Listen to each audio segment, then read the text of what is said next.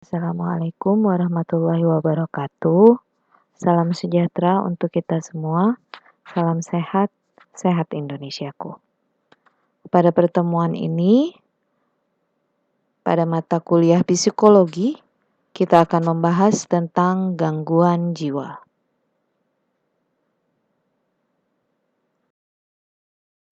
Seperti yang telah kita bahas pada pertemuan sebelumnya, ada jenis gangguan jiwa yang dikategorikan dalam fobia dan mania. Fobia merupakan rasa takut yang berlebihan terhadap suatu objek, tempat, atau situasi yang dianggap sangat membahayakan oleh si penderita. Si penderita akan menghadapi situasi dan objek tersebut dengan perasaan cemas atau bahkan menghindarinya sama sekali. Contoh fobia yang telah kita bahas sebelumnya antara lain akrofobia atau takut pada ketinggian, hemofobia atau takut pada darah, dan ligofobia, takut pada kegelapan.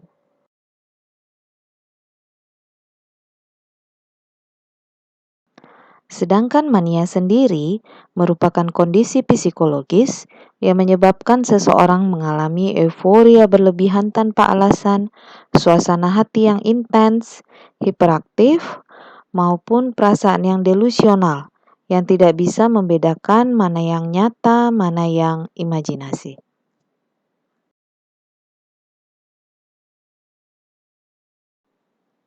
Pada pertemuan sebelumnya, kita telah mendiskusikan tentang beberapa mania seperti kartakoetes, gamomania, maupun abulomania. Nah, pada sesi ini kita akan mengenali lagi beberapa contoh mania lainnya.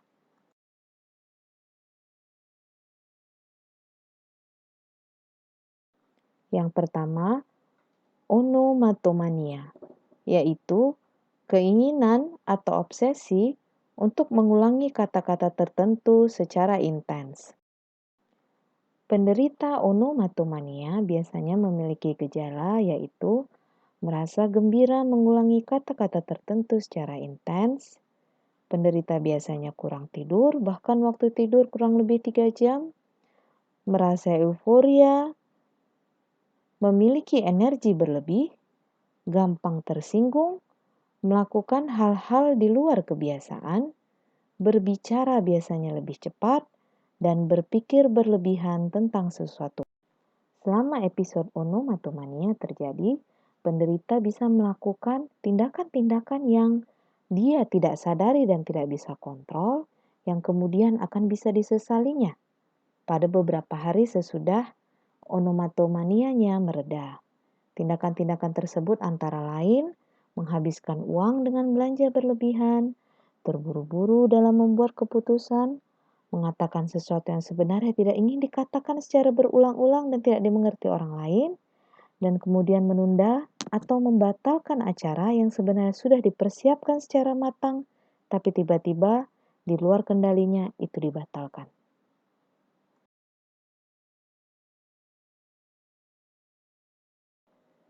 Apa sih yang bisa menyebabkan seseorang menderita onomatomania? Yang pertama, depresi atau stres berkepanjangan. Penyebab lainnya, hidup dalam kondisi sulit seperti kesepian, mengalami masalah keluarga, entah itu perceraian atau ditinggal orang yang disayang, ataupun mengalami kemiskinan.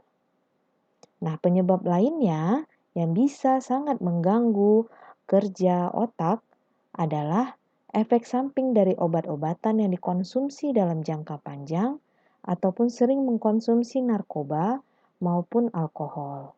Nah, terganggunya sistem saraf maupun otak yang ada pada si penderita onomatomania ini menimbulkan gejala-gejala atau gangguan-gangguan kejiwaan yang tidak bisa dikontrol sama sekali. Pertanyaan yang sering diajukan, apakah onomatomania sama dengan latah? Sebelumnya kita harus bahas dulu apa itu latah. Latah dalam bahasa asing disebut jumping Frenchman of Maine. Sejarah latah sendiri terjadi pada abad ke-19 di mana latah terjadi pada populasi pemancing keturunan Kanada yang terisolasi di wilayah Maine, Amerika Serikat. Nah, karena terisolasi, para pemancing tersebut menunjukkan gejala-gejala yang aneh seperti mengucapkan atau mengulang kata-kata tertentu, melompat, menjerit, memukul, hingga melempar sesuatu. Apakah latah ini bisa disamakan dengan onomatomania? Latah memiliki beberapa tipe, pengulangan kata atau ekolalia. Yang kedua, membuat atau meniru gerakan tubuh tertentu atau ekopraksia. Mengucapkan kata atau frase yang tidak senonoh atau koprolalia, dan mengikuti arahan atau bergerak sesuai dengan perintah orang lain yang mengagetkannya. Dari sini terlihat bahwa latah memiliki cakupan yang lebih luas daripada onomatomania yang hanya sebatas pada pengulangan kata-kata. Onomatomania bisa diatasi dengan cara yang pertama, medical treatment, yaitu pemberian obat medis, biasanya berupa jenis antidepresan atau antipsikotik. Dosis obat diberikan tergantung tingkat keparahan onomatomania sendiri ataupun episode mania yang terjadi.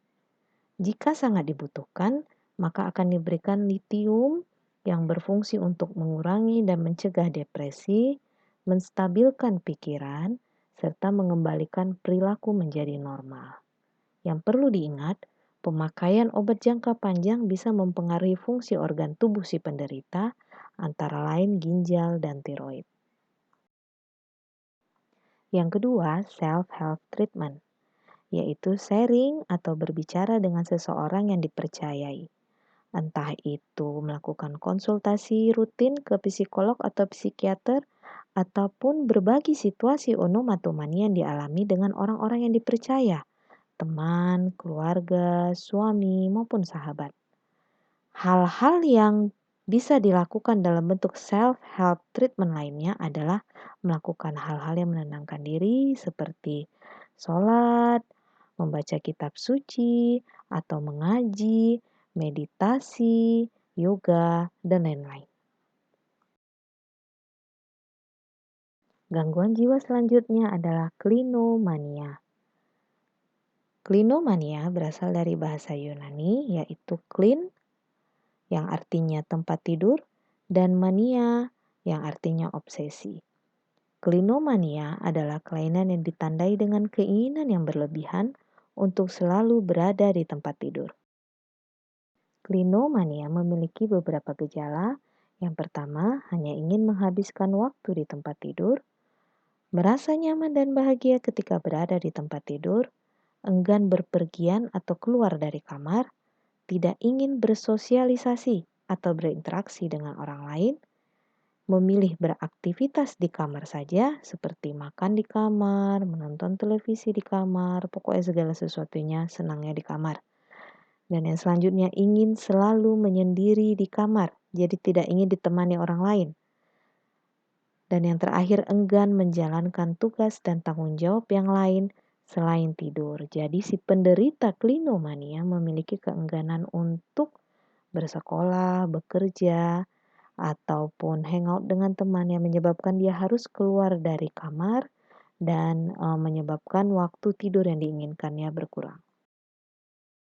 Klinomania disebabkan penyebab utama yaitu merasa depresi dan stres sama seperti mania-mania lainnya, harga diri yang rendah, penderita merasa takut untuk berhubungan dengan orang lain, dan juga takut mengalami kegagalan. Bagaimana cara mengatasi klinomania? Yang pertama, mengubah dan mengatur kebiasaan tidur si penderita yang bisa dialihkan dengan melakukan aktivitas-aktivitas di luar rumah, sehingga si penderita keluar dari kamar, keluar dari rumahnya, melakukan hal-hal yang bisa berdampak positif bagi dirinya seperti bersosialisasi dengan masyarakat di lingkungan sekitar, melakukan pertemuan dengan teman lama dalam suatu reuni, ataupun aktif dalam organisasi kemahasiswaan maupun kepemudaan. Nah, hal lainnya yang bisa mengurangi gejala tersebut antara lain mengurangi penggunaan gadget dan komputer yang bisa mengakibatkan kerja lebih pada mata yang ujung-ujungnya bisa menyebabkan rasa kantuk. Jika penggunaan gadget dan komputer ini dikurangi, maka bisa secara otomatis mengurangi rasa kantuk yang bisa menyebabkan keinginan untuk si penderita tidur lagi, tidur lagi. Nah, jika gejala yang dirasakan sudah sangat mengganggu atau membahayakan, maka sebaiknya melakukan konsultasi atau melakukan psikoterapi secara rutin. Dan juga jika hal tersebut dianjurkan oleh si tim medis, maka si penderita bisa mengkonsumsi obat-obatan agar durasi tidur kembali kepada durasi tidur yang normal. Gangguan jiwa yang selanjutnya kita bahas adalah doromania. Doromania diambil dari bahasa Yunani yang berasal dari kata doro atau hadiah dan mania yang artinya obsesi. Doromania merupakan kelainan yang membuat penderitanya terobsesi untuk selalu memberikan hadiah.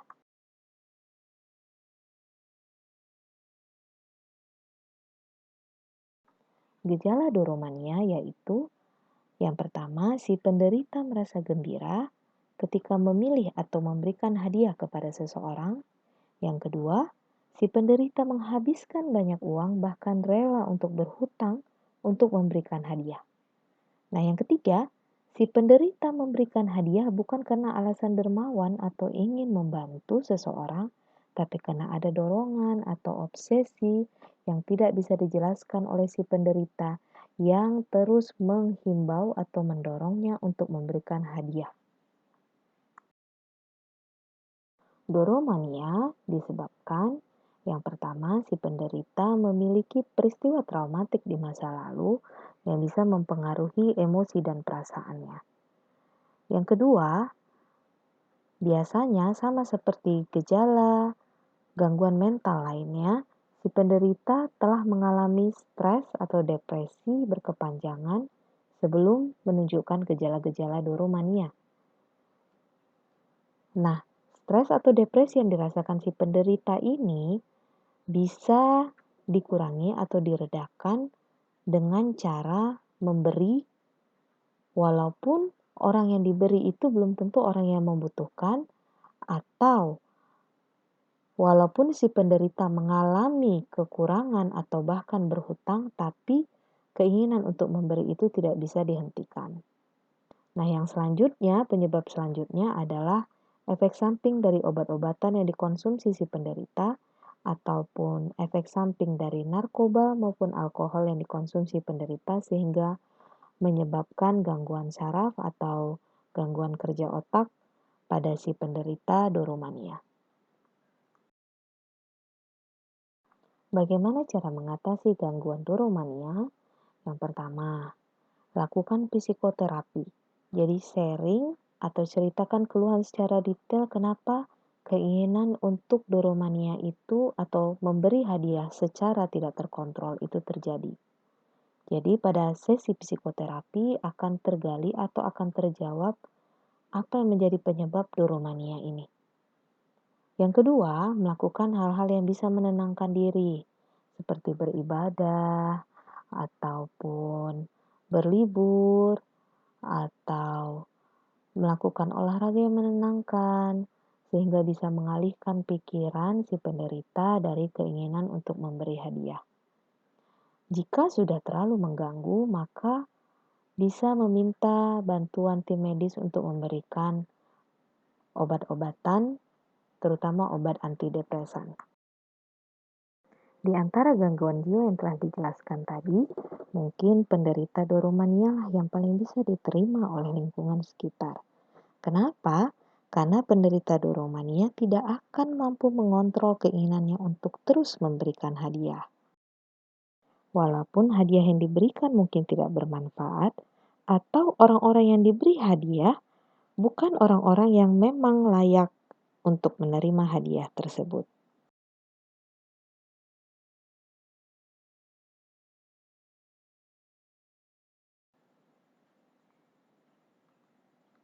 Demikian yang bisa saya sampaikan pada pertemuan kita kali ini. Semoga bermanfaat dan bisa menambah awareness kita terhadap kesehatan mental maupun gangguan jiwa yang mengancam diri kita dan orang-orang yang kita sayangi. Sekian, terima kasih atas segala atensinya. Assalamualaikum warahmatullahi wabarakatuh. Salam sejahtera bagi kita semua. Salam sehat.